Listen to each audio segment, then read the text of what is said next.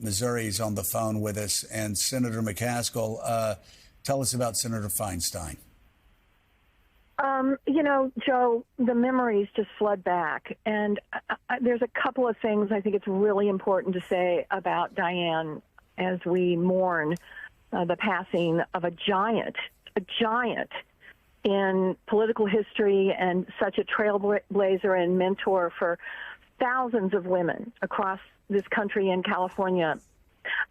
One of the things I think that's important to remember about her is when I first came to Washington as a senator, I looked around and I began to watch. She was very kind, was a great mentor to me, but I watched which senators were being controlled by their staff and which ones knew their stuff without staff. And Dianne was in that very small group of senators. She was not staff-driven. She knew her stuff cold. Her preparation was the best. And she knew she would wade into complicated things and really understand them. And, of course, the memory that I remember the most, people have no idea the pressure she was under before she gave that one-hour speech on a black chapter in American history, and that was the torture that we dealt out against the war on terrorism. And she asked me to have a martini with her the night before.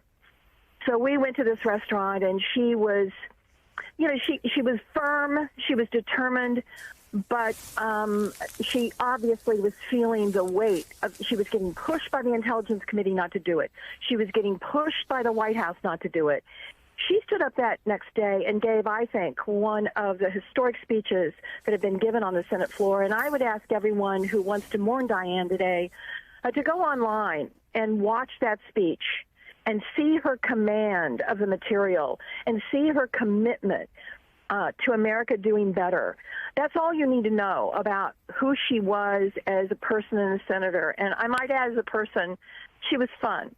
We had a great back and forth about the San Francisco Giants when they beat us in 2014. I had to bring her barbecue, but she always had a smile on her face.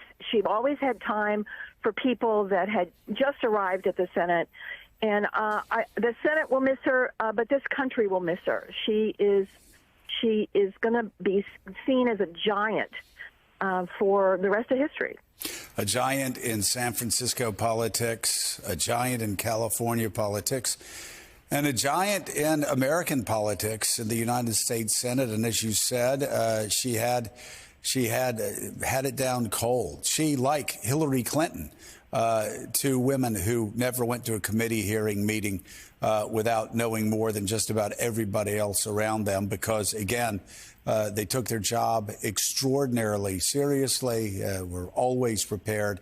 And actually, unfortunately, the contrast is all too sharp with many that we see right now in American politics who will go on with a soundbite just to try to get on TikTok or raise a few dollars.